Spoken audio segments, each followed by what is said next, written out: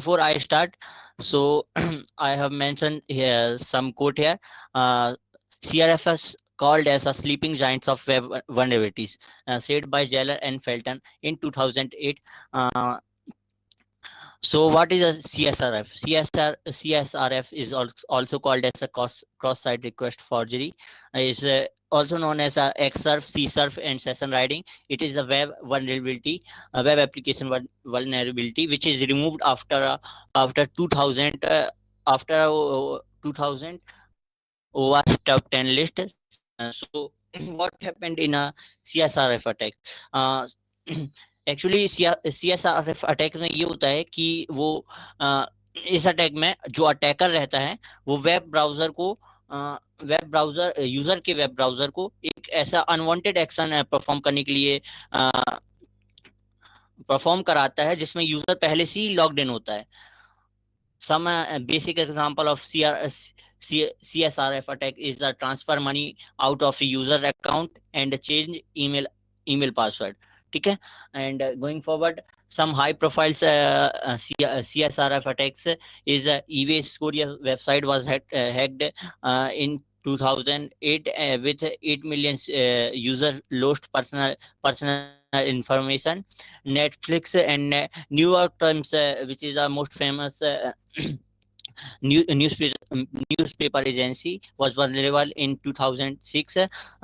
And YouTube was also vulnerable in 2008, where I तो वहाँ क्या होता था YouTube के अटैक में, जब CSRF से vulnerable थी YouTube, उसमें अटैकर यूजर के अकाउंट में कुछ भी एक्शन परफॉर्म करा सकता है. लाइक वो किसी दूसरे यूजर के चैनल को सब्सक्राइब कर सकता था, और किसी वो अपने यूजर के फेवरेट वीडियो सेक्शन रहता है जो यूट्यूब पे, उससे रिमूव कर सकता था videos, like dislike any type of attack perform कर सकता था. So what happened in CRF attack scenario? Here is a CRF simple basic CSRF attack scenario. So here is a user victim and here is a attacker. So and suppose करते हैं कि user अपने ही एक bank के server है, example ले लेते हैं बैंक.com, एक वेबसाइट है जहां पे यूजर लॉग्ड इन है और वो ट्रांजैक्शन करता है, सम अमाउंट ट्रांजैक्शन करता है एंड लॉग आउट नहीं करता अपना अकाउंट. क्या होता है, अटैकर इसको रिकॉन करता है बैंक.com को, एंड पता करता है कि ये बैंक.com जो वेबसाइट है वो कौन कौन से पैरामीटर्स यूज कर रही है. नाउ इसको पता चल जाता है कि ये CSRF से vulnerable. देन ये ट्राई करता है कि कोई एक ऐसा यूजर मिल जाए जो लॉग्ड इन हो. सो ये सब सोशल इंजीनियरिंग का यूज करता है, like he send email, malicious email और लिंक और HTML5 और forum to visit his attacker server. Means अपने सर्वर पे लिंक से विजिट कराता है यूजर को और क्लिक कराता है. क्या होता है, विक्टिम सोशल इंजीनियरिंग में फंस जाता है एंड अटैकर के सर्वर में विजिट करता है. तो क्या होता है, जो यूजर ब्राउजर विक्टिम जो रहता है उसके ब्राउजर में कुछ कुकीज स्टोर होती हैं. जैसे ये सेशन जब तक रहता है तो कुकीज स्टोर रहती हैं उसमें. तो कुकी स्टोर में क्या होता है, जब यूजर भी यहाँ पे एक मैलिशियस इनपुट दे देता है जो उस कुकीज को रीस्टोर कर देता है अपनी एग्जिस्टिंग कुकीज के साथ. तो क्या होता है, जब भी यूजर परफॉर्म करता है ट्रांजैक्शन करने का या फिर आईडी पासवर्ड चेंज करने का, तो क्या होता है, अगर मान लेते हैं हम, सपोज कर लेते हैं कि ट्रांजैक्शन कर रहा है, तो कभी भी जब ये ट्रांजैक्शन करता है तो जो अमाउंट रहती है यूजर के किसी फ्रेंड के वॉलेट में जाने की जगह वो अटैकर्स के उसमें चले जाती है. तो ये ऐसा होता है CRF अटैक्स में. सो what happened in first section? In first section, hackers tricks the user by into clicking a malicious link or loading a harmful page by adopting some social media engineering techniques. A hacker will attract user to click the link. So we all know how social engineering works. And in second section क्या करता है, in second section, hacker send a framed made up request to user's browser. This link will be sent genuine request. एकदम genuine लगती है उसे कि ये original bank की ही है कोई ऑफर, मतलब वो ऐसा ही परफॉर्म करता है कि वो बैंक की तरफ से कोई मेल आया हो। We all know mail spoofing वगैरह, ये सब कोई जानते हैं। Augusta, is my voice clear? Yes, it is. Then और अभी हम इसको और एक सिंपल सिनेरियो में देखेंगे। क्या होता है, मान लेते हैं हम किसी ओकेशन में जाते हैं, like we are going to some friends marriage party और बर्थडे पार्टी। तो क्या होता है, वहां पे एक बाउंसर्स वगैरह रहते हैं या बॉडीगार्ड्स रहते हैं, जो इनविटेशन पर ही हमें अंदर जाने देते हैं, जो वैलिड होता है। तो हम क्या मान लेते हैं, मैं और मेरा एक दोस्त है, मान लीजिए, ठीक है। तो उस मेरे पास कार्ड नहीं है, उसके पास कार्ड है, उसके पास इनविटेशन कार्ड है। पर एक कार्ड से दो लोग जा सकते हैं। तो क्या मेरा दोस्त मुझे एक हेल्प करता है कि वो कार्ड रखता है, उसके साथ पीछे छुपकर मैं भी चला जाता हूँ। तो कुछ ऐसा ही होता है इधर पे, जो CSRF अटैक्स के जैसा ही रहता है। Then some CSRF attacks using gate request. Gate request में क्या होता है, अटैकर बल्ब सूट का यूज कर सकता है और एक रिक्वेस्ट को रिक्वेस्ट चेक कर सकता है, उस पर एनालाइज कर सकता है क्या क्या पैरामीटर्स यूज हो रहे हैं। सो उसके अकॉर्डिंग एक फॉर्म बनाता है, या एक बेसिक एचटीएमएल लिंक बना देता है। लाइक मैं शो करूंगा अभी आपको। Like he put in anchor link रहता है एचटीएमएल में एंकर लिंक रहता है एक, जहाँ पे वो जहाँ पे वो बैंक बैंक बैंक सर्वर का लिंक पुट कर देता है, जो अटैक करने के लिए काम में आता है, विक्टिम को फंसाने के लिए काम में आता है। वो क्या करता है,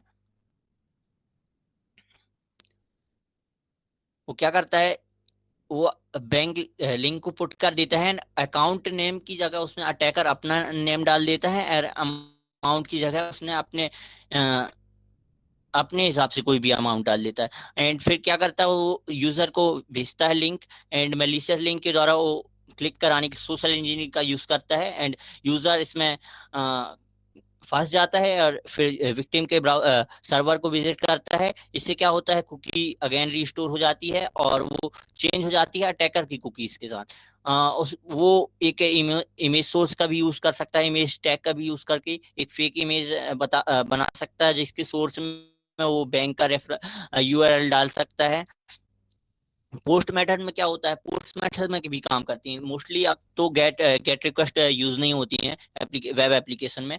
नाउ पोस्ट रिक्वेस्ट में क्या होता है, पोस्ट रिक्वेस्ट में मैं यूजर बेसिकली एक फॉरम, वेब एप्लीकेशन एक फॉरम पे काम करता है। तो यूजर क्या करता है, एक यूजर फॉरम ही भरता है और अमाउंट ट्रांसफर करता है। अटैकर भी एक फॉरम क्रिएट कर देता है, जो हिडन रहता है और उसके सर्वर में रहता है। इसके लिए यूजर को सबमिट क्लिक भी करना नहीं पड़ता है, सबमिट बटन रहती है उसे क्लिक भी करना नहीं पड़ता। उसके लिए हमें एक जावास्क्रिप्ट का बेसिक कोड पता रहता है, जो है onload is equal to document dot form braces 0 dot submit. इसकी हेल्प से ये फॉर्म भी ऑटोमेटिकली सबमिट हो जाता है। एंड अगेन क्या होता है, कुकी रिस्टोर हो जाती है और चेंज हो जाती है अटैकर की कुकीज के साथ।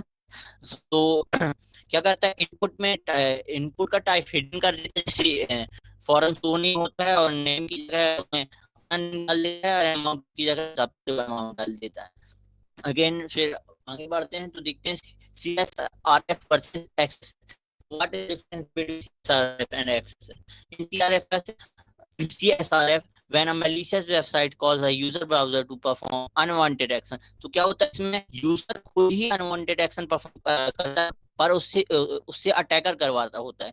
एंड एक्सेस में क्या होता है, अटैकर खुद ही अनवांटेड एक्शन परफॉर्म कर सकता है, और वेब एप्लीकेशन उसे आउटपुट देता है। In XSS site accept a malicious code, ये लिखा है यहाँ पे। And in CSRF malicious code is stored in third party site। मैंने बताया आपको, यूजर अपने ब्राउजर में या अपने सर्वर में कोई भी malicious कोड इंजेक्ट करा देता है, जिससे यूजर विजिट कर लेता है, जिससे कुकीज वगैरह रिस्टोर हो जाती हैं। एंड CSRF में जावास्क्रिप्ट की जरूरत नहीं होती है, एंड एक्सेस में जावास्क्रिप्ट की जरूरत पड़ती है। सो सम मेथड्स हैं यहाँ पे प्रिवेंशन के लिए, लाइक पाइथन का एक जेंगो फ्रेमवर्क है जो क्या करता है, CSRF अटैक से बचने के लिए वो हर एक रिक्वेस्ट पे न्यू टोकन जनरेट करता है, एंड वो टोकन पिछले वाले टोकन के साथ, रिक्वेस्ट के पिछले वाले टोकन के साथ डिपेंड करता है। एंड इसके कुछ डिसएडवांटेज भी होते हैं जेंगो फ्रेमवर्क यूज करने पर। इसके डिसएडवांटेज ये क्या होते हैं, कॉम्प्लेक्सिटी बढ़ जाती है। इसकी कॉम्प्लेक्सिटी बढ़ जाती है क्यों? क्योंकि एवरी टोकन जो होता है वो एवरी रिक्वेस्ट पर डिपेंड करता है। एंड और भी कुछ हैं, जैसे स्टेटलेस रिक्वेस्ट, जैसे stateless means gate request use कर रहे हैं तो हमें every time new token generate होना चाहिए और वो यूआरएल में ऐड होना चाहिए। और वेब एप्लीकेशन को एक और प्रिवेंशन यूज करना चाहिए कि एक्चुअल रिक्वेस्ट कहाँ से जनरेट होती है, मींस उसको आइडेंटिफाई करना चाहिए कि ओरिजिनेटेड रेफरेंस कहाँ से आ रहा है वेबसाइट का। So it's all about CSRF attacks, and thank you. और ये यहाँ पे एक क्वेश्चन भी रेज हो सकता है, ये अटैक कब तक वर्क कर सकता है?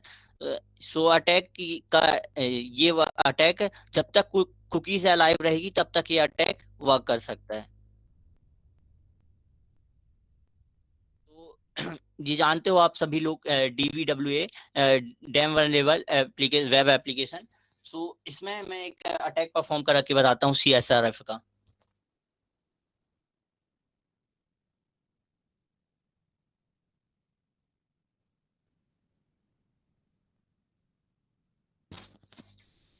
मैं क्या कर रहा हूँ, मैं अपना पासवर्ड चेंज कर रहा हूँ, लाइक यूजर अपना पासवर्ड चेंज कर रहा है।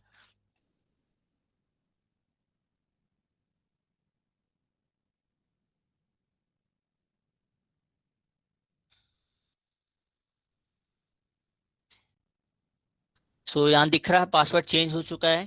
अब मैं क्या करता हूँ, अटैकर क्या करता है, ये यूआरएल को कॉपी कर लेता है और मे बी पैरामीटर वो गैस कर लेता है, उसे मतलब रिकॉन करता है वेब एप्लीकेशन को, तो उससे पता चल जाते हैं। सो मैंने एक अपने जेम सर्वर में एक HTML फाइल बनाई है।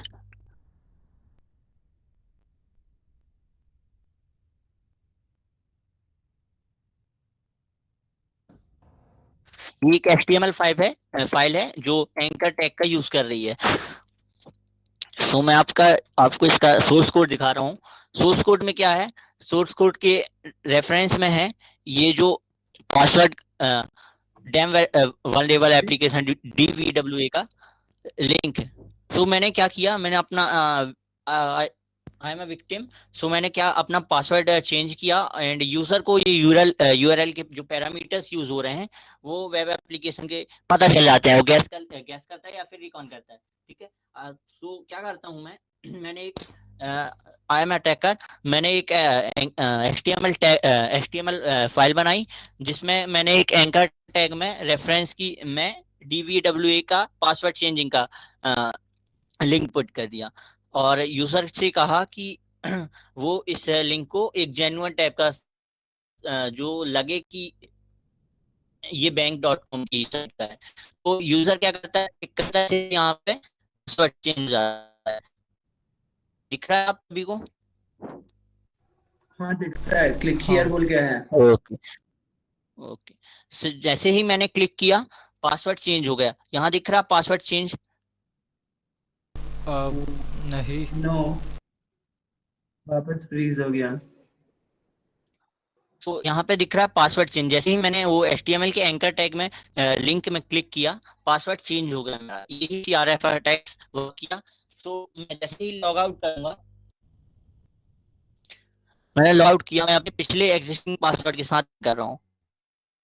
अब मैं क्या जो चेंज किया लॉग इन कर रहा हूँ, ये लॉग इन हो गया। तो इस तरह CRF अटैक्स काम करता है गेट रिक्वेस्ट।